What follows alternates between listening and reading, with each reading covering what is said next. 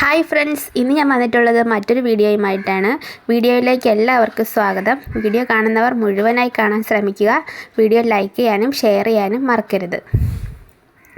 ഏറ്റവും ആദ്യമായി തന്നെ പറയാനുള്ളത്, സമഗ്ര വോട്ടർ പട്ടിക പരിഷ്കരണത്തിൻ്റെ ഭാഗമായി ഡിസംബർ 9 കരട് വോട്ടർ പട്ടിക പുറത്തിറങ്ങുമ്പോൾ 5 ലക്ഷത്തിലേറെ പേർ നിലവിലെ വോട്ടർ പട്ടികയിൽ നിന്ന് പുറത്താകുമെന്ന് ഉറപ്പായിരിക്കുകയാണ്.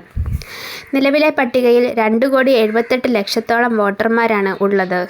എന്യൂമറേഷൻ ഫോം വിതരണം ചെയ്യാനായി കണ്ടെത്താനാകാത്ത വോട്ടർമാരുടെ എണ്ണം 5 ലക്ഷത്തിന് മുകളിലായതായി മുഖ്യ തെരഞ്ഞെടുപ്പ് കമ്മീഷൻ നൽകിയ വാർത്താക്കുറിപ്പിൽ വ്യക്തമാക്കിയിട്ടുണ്ട്.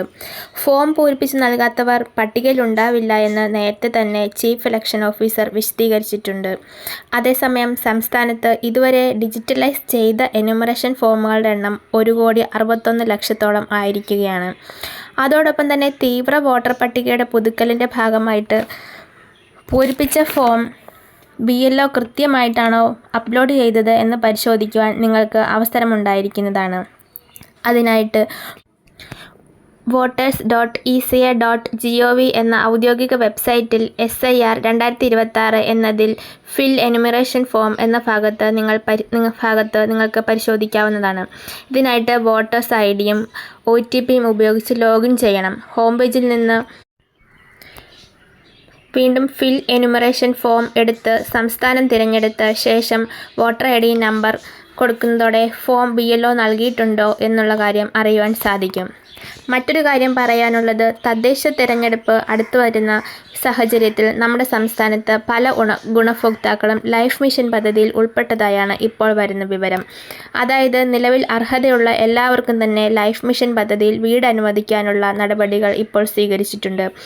അതായത് അടുത്ത ഭരണസമിതി അധികാരത്തിൽ വരുന്ന സമയത്ത് പാർപ്പിടം ലഭിക്കുന്ന രീതിയിലാണ് ഈ ക്രമീകരണങ്ങളൊക്കെ നടപ്പിലാക്കിയിട്ടുള്ളത്.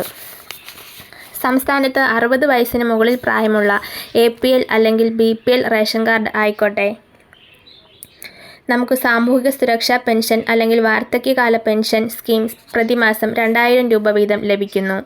എല്ലാ മാസങ്ങളുടെയും അവസാന ആഴ്ചയിലായിരിക്കും ഈ ധനസഹായം ഉപഭോക്താക്കളുടെ ബാങ്ക് അക്കൗണ്ടുകളിൽ ക്രെഡിറ്റ് ആകുന്നത്. ഇനി കൈകളിലേക്ക് ധനസഹായം മതി, അല്ലെങ്കിൽ ബാങ്കിൽ പോയി എടുക്കാൻ ബുദ്ധിമുട്ട്, ATM ഉപയോഗിക്കുവാൻ അറിയില്ല, അതുപോലെ ശാരീരിക ബുദ്ധിമുട്ടുകളുള്ളവർ, ഇവർക്കൊക്കെ കൈകളിൽ സഹായം എത്തിച്ചു നൽകുന്നതായിരിക്കും. സഹകരണ ബാങ്ക് വഴിയായിരിക്കും ഇങ്ങനെ ധനസഹായം എത്തിച്ചു നൽകുന്നത്. അതിന് പ്രത്യേക ഫീസോ കാര്യങ്ങളോ ഒന്നും ഉണ്ടായിരിക്കുന്നതല്ല. അതുപോലെ തന്നെ 2025 ഡിസംബർ മാസത്തിലെ റേഷൻ വിതരണം ഡിസംബർ 2 ചൊവ്വാഴ്ച മുതൽ ആരംഭിക്കുന്നതാണ്. അന്ത്യോദയ അന്ന യോജന AY മഞ്ഞൻ റേഷൻ കാർഡ് ഉടമകൾക്ക് 30 കിലോ അരിയും 2 കിലോ ഗോതമ്പും സൗജന്യമായിട്ട് ലഭിക്കുന്നതാണ്. 3 പാക്കറ്റ് ആട്ട 7 രൂപ നിരക്കിലും 1 കിലോ പഞ്ചസാര 27 രൂപ നിരക്കിലും ലഭിക്കുന്നതാണ്. പിങ്ക് കാർഡ് ഉടമകൾക്ക് ഓരോ അംഗത്തിന് 4 കിലോ അരി വീതവും 1 കിലോ ഗോതമ്പും സൗജന്യമായി ലഭിക്കും.